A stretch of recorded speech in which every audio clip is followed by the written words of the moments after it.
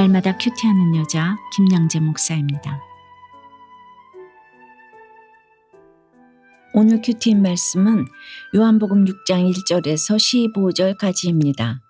하나님 아버지, 오늘 오병이어의 표적을 통해 주님께서 보여주시고자 한 교훈이 무엇인지 알기 원합니다. 말씀해 주시옵소서. 듣겠습니다. 오늘 1절에 그 후에 예수께서 디베랴의 갈릴리 바다 건너편으로 가시매라고 하는데, 그렇다면 이 직전에 어떤 일들이 있었죠? 지난 5장에서 유대인의 명절에 예루살렘으로 올라가신 주님은 베데스다라는 못에서 38해 된 병자를 고치시죠. 그럼에도 유대인들은 안식일에 이런 일을 행하신다고 예수님을 박해합니다. 더 큰일, 구원의 일을 가르치고자 어쩔 수 없이 표적을 보이시지만 제대로 알아듣는 이가 없습니다. 오늘 2절에도 큰 무리가 따르지만 이는 병자들에게 행하시는 표적을 보았기 때문이라고 해요. 말씀은 안 들리고 표적만 보려고 우르르 몰려다니는 것은 예나 지금이나 다를 바가 없습니다. 오늘 이 오병이어의 표적을 통해 우리에게 보여주고자 하시는 교훈은 무엇일까요? 첫째, 작은 순종에서부터 기적이 일어납니다. 3절 4절에 예수께서 산에 오르사 제자들과 함께 거기 앉으시니 마침 유대인의 명절인 유월절이 가까운지라고 해요. 특별히 유월절은 구원을 기념하는 절기인데 마침 유월절이 가까운 때가 되었다는 것은 그만큼 구원의 의미를 가르치기 좋은 때라는 것이지요.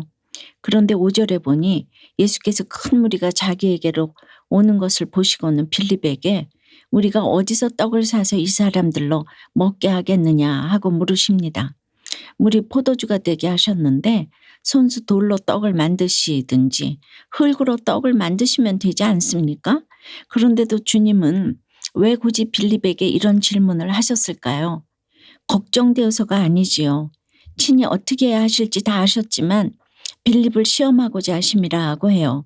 어떤 사건이 와도 그냥 지나치지 않으시고 제자들의 양육에 힘쓰십니다.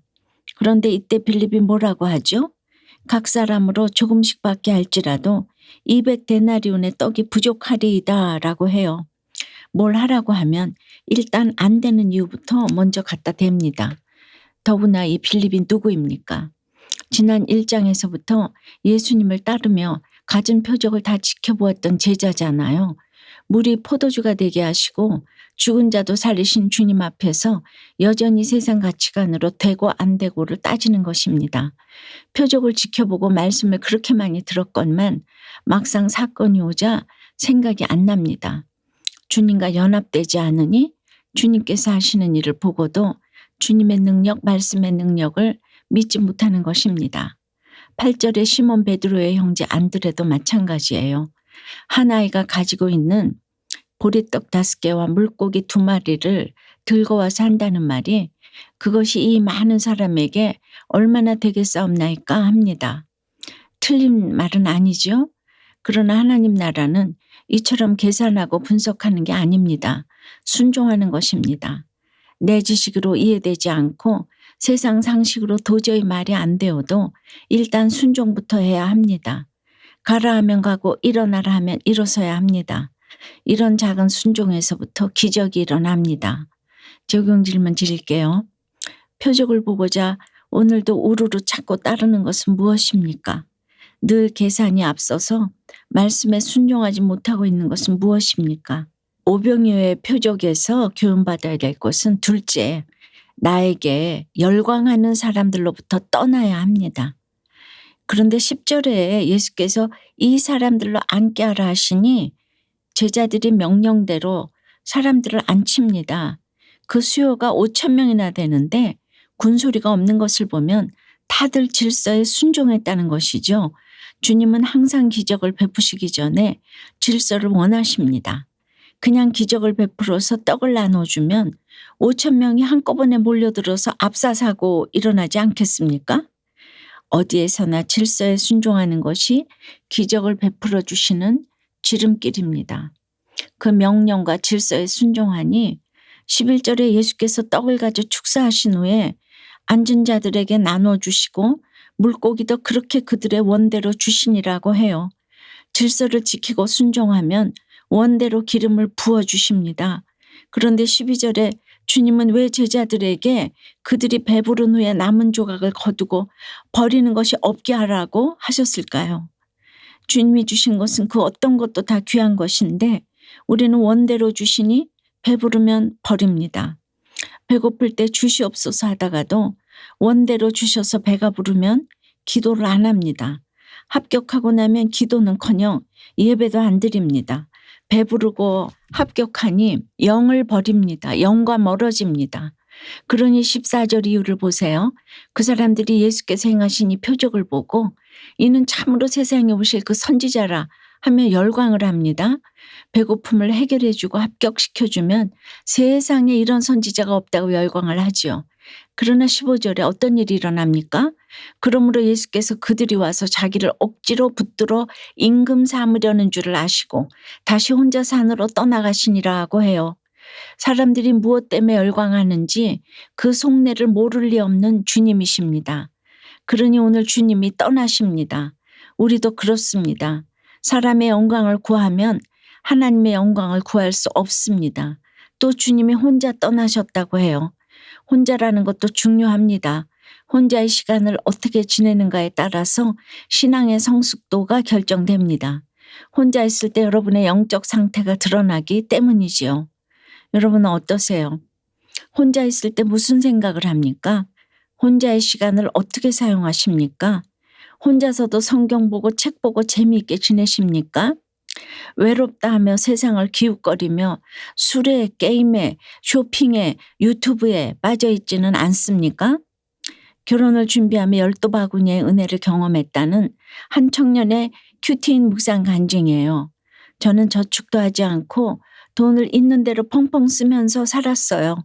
특히나 신발에 대한 집착이 지나쳐서 한정판 신발이 나오면 바로 사들이고 신발 전문 커뮤니티에 가입해서 늘 신상품이 나올 때를 기다렸죠. 결혼 준비를 하면서도 이렇게 돈을 써대는 제 모습을 본 공동체 지체들이 정신 좀 차려라 고 권면해 주어서 겨우 신발 구매 충동을 멈출 수 있었어요. 그리고 신지도 않고 모아두었던 신발들을 다시 판매해서 결혼 자금도 조금씩 모으게 되었어요. 아니 얼마나 많으면 막 결혼 자금까지 이게 될까요? 또 저는 평소 아버지가 너무 무서워서 아버지와 의논할 일이 있어도 행여 무슨 말을 들을까 봐 두려워했지요. 하지만 결혼 준비 때문에 어쩔 수 없이 아버지와 대화를 하다 보니 그 두려움이 조금씩 사라졌어요. 오늘 12절 13절에 남은 조각을 거두고 버리는 것이 없게 하라 하시는 주님의 말씀에 순종하니 보리떡 5개로 먹고 남은 조각이 12바구니에 찼더라고 해요. 지체들의 권면에 순종했더니 낭비 습관도 고치고 아버지와의 관계도 편해진 이것이 저에게는 12바구니에 차고 넘치는 축복인 것 같습니다. 저의 작은 순종에 넘치는 은혜를 더해 주신 주님께 감사드려요. 저의 적용은 결혼한 후에도 아버지께 자주 연락해서 안부를 여쭙겠습니다. 한정판 신발 구매하기를 멈추고 저희 소비 습관을 공동체에서 계속 나누며 점검받겠습니다. 입니다. 근데 이거 멈추기 쉽지 않거든요. 꼭 이렇게 오늘 오픈했으니까 꼭 멈추기 바라요. 그렇습니다. 작은 순종이 기적을 이룹니다. 나와 내 가족, 내 이웃의 구원을 이루어 가려면 가라 하면 가고 일어나라 하면 일어서야 합니다. 그리고 나에게 열광하는 사람들로부터 떠나야 합니다. 오늘 예수님도 억지로 붙들어 임금으로 삼으려는 무리로부터 떠나십니다. 그것도 혼자 떠나십니다. 모든 관계를 끊고자 하신 것이 아니라 하나님과 함께하는 시간을 갖기 위해서였습니다. 저도 육적으로는 수십 년 혼자였습니다. 그러나 늘 하나님과 함께였기에 이렇게 영혼구원의 사명을 감당하며 살고 있습니다. 기도 드릴게요. 주님, 날마다 축사하시고 저희들의 원대로 먹을 것 입을 것 주시는 은혜에 감사드립니다. 주님께서 주신 것이 떡이든 물고기든 귀하지 않은 것이 없는데 이것이 얼마나 되겠사옵나이까. 계산하고 부족하면 원망하고 넘치고 배부르면 믿음까지도 저버립니다. 용서해 주시옵소서. 이 시간 결혼을 앞둔 청년들을 위해 기도드립니다. 오늘 오병이어의 표적을 통해 작은 순종에서부터 기적이 일어나는 모습을 보았는데 저희 모두가 말씀에 절대 순종하며 살아갈 수 있도록 붙잡아 주시옵소서. 공부를 하거나 일을 하거나 결혼을 하여도 작은 일에 순종하며 떡 주는 하나님만 찾지 않게 도와주시고 오직 하나님께로 영광을 돌리며 살아갈 수 있도록 역사해 주시옵소서. 세상에 억지로 붙들어도 하나님과 함께하는 시간을 잘 가질 수 있도록 혼자 떠나는 영성을 허락해 주시옵소서. 예수 그리스도 이름으로 기도드리옵나이다. 아멘. 지금까지 우리들 교회 김양재 목사님이었습니다.